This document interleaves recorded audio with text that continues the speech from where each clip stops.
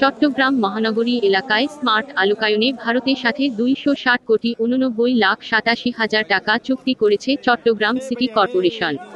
চুক্তির আওতায় 82.20% অর্থের যোগান দিবে ভারত।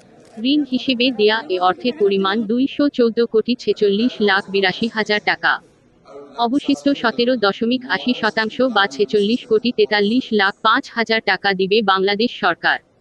প্রকল্পটির বাস্তবায়িত হলে সিটি কর্পোরেশনের বিদ্যুৎ বিল কমে প্রায় অর্ধেকে নেমে আসবে।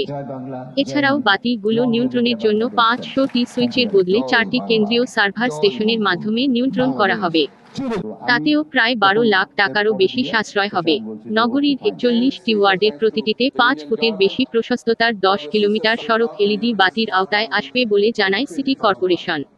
প্রকল্পের বাস্তবায়নে নগরী একটি হোটেলে জমকালো অনুষ্ঠানের মধ্য দিয়ে চুক্তি স্বাক্ষর করে চট্টগ্রাম সিটি কর্পোরেশন ও ভারতের প্রতিনিধিরা।